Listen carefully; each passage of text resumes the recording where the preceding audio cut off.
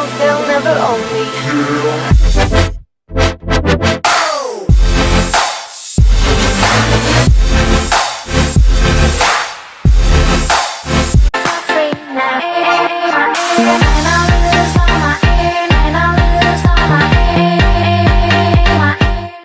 So what's going on everyone, and welcome back to this week's episode of, I'm not sure if this is a Munching Malta or a Fit Kitchen episode. Basically what's happening is the Marina Hotel and the Corinthia, they're the one kind of complex. We're having a cookery class tonight on grilling and on steaks, and you'll see more of that soon. We're gonna head up there, give a look at the hotel, join in on the cookery class, see what's going on, and as always just enjoy ourselves by cooking food, meeting people, and just having a good time. So let's head up and see what the outside looks like. So let's go inside and see what's cooking.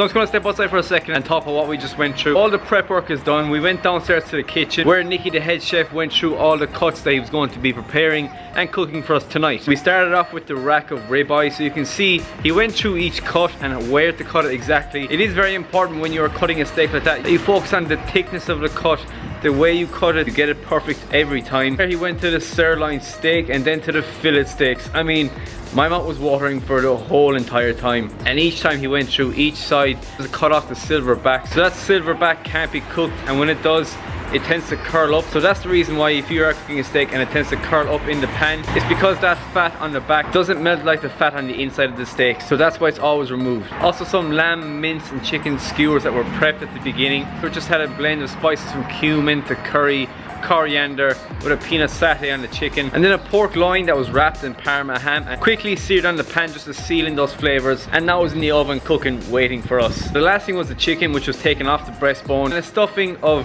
chicken mince, egg whites and portocini mushrooms blended together with stuff inside it.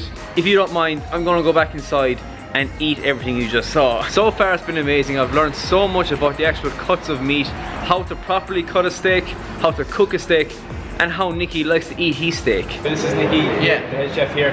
I have one question that I always ask, and it's, if tomorrow was your last day on earth, what would your last meal be? A nice steak. A nice steak. I will choose a nice rib steak on the bone, maximum to the medium. I will choose a medium rare. I will ensure that I will have a nice crust, but then moderately cooked. So all the moisture is entrapped in the steak, and then I will enjoy the steak. Man, you're making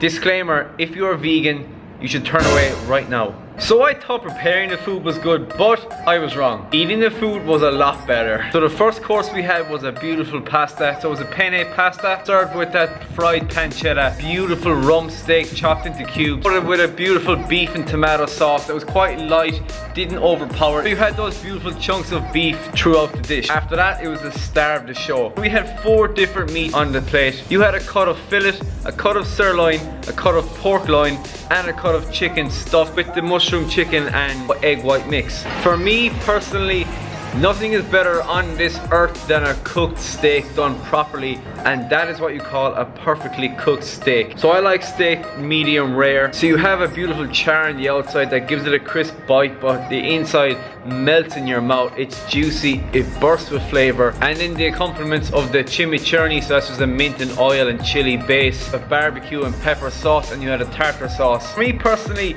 reared on a beef farm, that was my kind of meal. I mean, meat, and more meat. And then to finish off the meal, you have this beautiful, small, delicate square of chocolate fudge cake. Layers of chocolate with a beautiful cross section, and a nice tart raspberry coulis just to compensate for that. So all in all, I think we can all say we're leaving here with a lot more knowledge on meat, a lot more skills for cutting and cooking, and a lot of full bellies, which is possibly the best scenario you could possibly be in. So the hotel is beautiful, the staff are amazing. Would truly highly recommend the restaurant, the cooking course, or the hotel itself. So I think that will wrap up this episode. I've got some good meat iron in my stomach.